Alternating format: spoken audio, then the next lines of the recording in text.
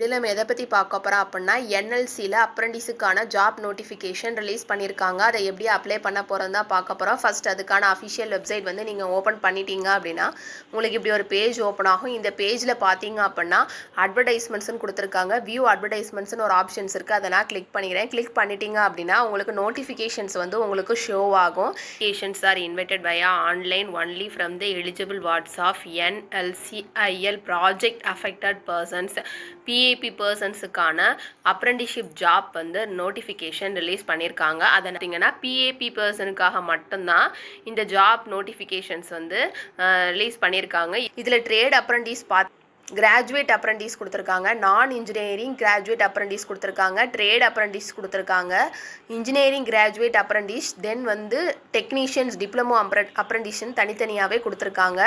இதில் என்னென்ன வேகன்சிஸ்லாம் இருக்குது, அதுக்கான குவாலிஃபிகேஷன்ஸ் என்னங்கிறத பார்த்துட்டு நீங்கள் இந்த ஜாப்புக்கு அப்ளை பண்ணிக்கலாம்.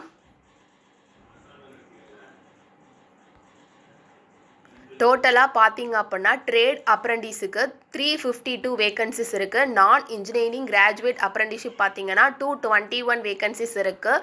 இன்ஜினியரிங் கிராஜுவேட் அப்ரெண்டிஷிப் பார்த்தீங்கன்னா 214 இருக்குது.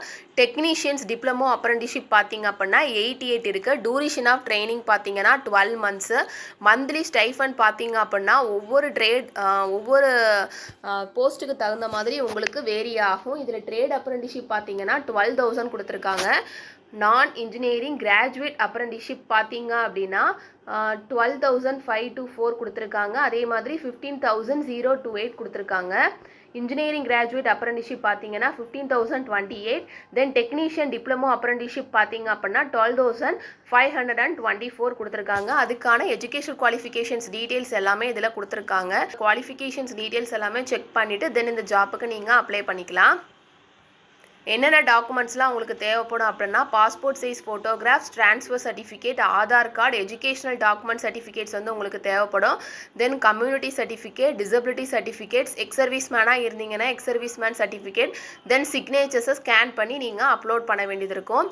இதில் ஆன்லைன் ரிஜிஸ்ட்ரேஷன் ஸ்டார்டிங் டேட் பார்த்தீங்க அப்படின்னா 29/7/2026 கொடுத்துருக்காங்க. க்ளோஷர் ஆஃப் ரிஜிஸ்ட்ரேஷன்ஸ் அப்ளிகேஷன்ஸ் பார்த்தீங்கன்னா 11/8/2026 கொடுத்துருக்காங்க. செலக்டட் கேண்டிடேட்ஸ் வந்து பார்த்தீங்க அப்படின்னா 24/8/2026க்கு உங்களுக்கு நோட்டிஃபிகேஷன்ஸ் வரும்.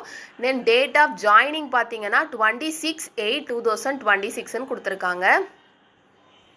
நெக்ஸ்ட் உங்களுடைய டாக்குமெண்ட்ஸ் வந்து என்னென்ன ஃபைல் ஃபார்மேட்டில் இருக்கணுங்கிறதுக்கான டீட்டெயில்ஸ் எல்லாமே கொடுத்துருக்காங்க. அந்த நோட்டிஃபிகேஷன்ஸ் நீங்கள் செக் பண்ணிவிட்டு அந்த ஜாப்புக்கு அப்ளை பண்ணிக்கலாம்.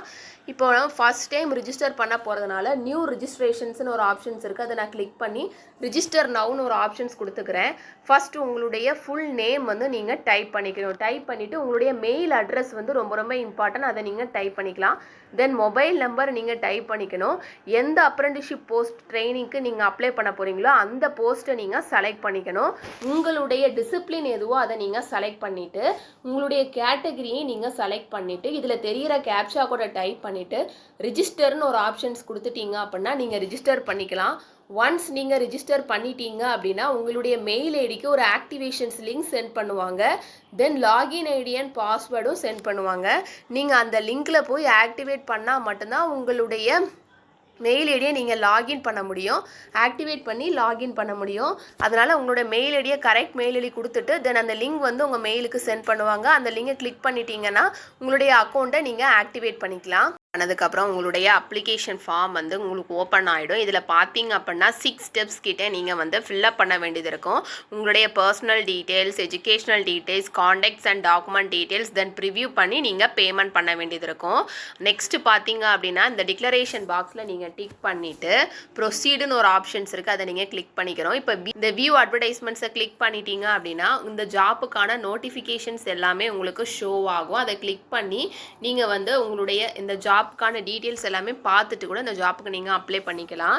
இப்போ இதில் ப்ரொசீடுன்னு ஒரு ஆப்ஷன்ஸ் இருக்குது, அதை நான் கிளிக் ப்ரொசீடுங்கிற ஆப்ஷன்ஸை நம்ம கிளிக் பண்ணதுக்கப்புறம் பார்த்தீங்க அப்படின்னா நம்மளுடைய பர்சனல் இன்ஃபர்மேஷன்ஸ் எல்லாமே நம்ம ஃபில்அப் பண்ணிக்கணும்.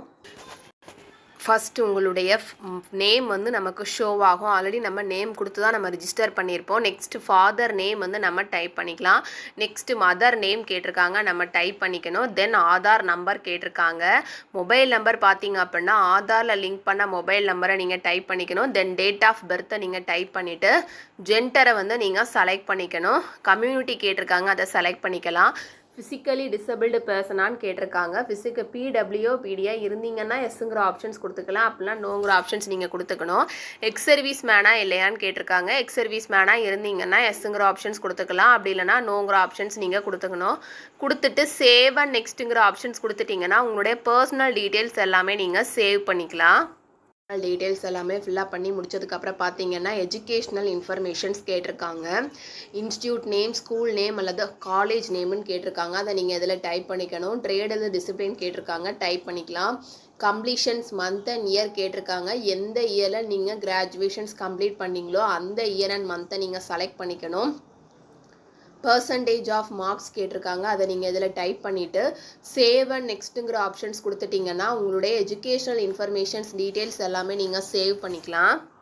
பார்த்தீங்க அப்படின்னா எஜுகேஷனல் இன்ஃபர்மேஷன்ஸ் எல்லாமே ஃபில்லப் பண்ணி முடிச்சதுக்கப்புறம் கான்டாக்ட் இன்ஃபர்மேஷன்ஸ் வந்து நம்ம ஃபில்லப் பண்ணிக்கணும். ஹவுஸ் நம்பர் அப்படி இல்லைனா பிளாட் நம்பர் கேட்டிருக்காங்க, அதை டைப் பண்ணிக்கலாம். ஸ்ட்ரீட் நேம் கேட்டிருக்காங்க, அதை டைப் பண்ணிக்கணும். நெக்ஸ்ட்டு பார்த்தீங்கன்னா ஏரியா, லொக்காலிட்டி அண்ட் நகர் கேட்டிருக்காங்க. இந்த மூணில் எதுவோ அதை நீங்கள் டைப் பண்ணிக்கலாம். வில்லேஜ், டவுன் அல்லது சிட்டி கேட்டிருக்காங்க, அதை டைப் பண்ணிக்கணும். தாலுக் கேட்டிருக்காங்க, டிஸ்ட்ரிக்ட் கேட்டிருக்காங்க, அதை டைப் பண்ணிக்கலாம். நம்முடைய ஸ்டேட் எதுவோ அதை நம்ம செலக்ட் பண்ணிவிட்டு பின்கோட் நம்பர் வந்து நம்ம டைப் பண்ணிக்கலாம். தென் கேண்டிடேட்டோட மொபைல் நம்பர் கேட்டிருக்காங்க, அதை டைப் பண்ணிக்கலாம். எமர்ஜென்சி காண்டாக்ட் பர்சன் நேம் கேட்டிருக்காங்க. எமர்ஜென்சிக்கு காண்டாக்ட் பண்ணக்கூடிய பர்சனோட நேம் வந்து நீங்கள் இதில் டைப் பண்ணிவிட்டு அவங்க என்ன ரிலேஷனுங்கிறத நீங்கள் செலக்ட் பண்ணிவிட்டு அவங்களுடைய மொபைல் நம்பரையும் நீங்கள் டைப் பண்ணிக்கணும். தென் மெயில் ஐடி நமக்கு ஆட்டோமேட்டிக்காகவே இதில் ஷோ ஆகும்.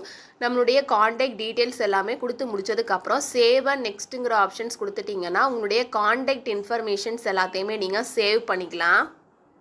உங்களுடைய காண்டாக்ட் இன்ஃபர்மேஷன்ஸ் எல்லாமே ஃபில்லப் பண்ணி முடிச்சிட்டிங்கன்னா டாக்குமெண்ட்ஸ் வந்து நீங்கள் அப்லோட் பண்ண வேண்டியது இருக்கும். ஃபஸ்ட்டு பார்த்தீங்கன்னா உங்களுடைய பாஸ்போர்ட் சைஸ் ஃபோட்டோகிராஃப் தான் நீங்கள் அப்லோட் பண்ண வேண்டியது இருக்கும்.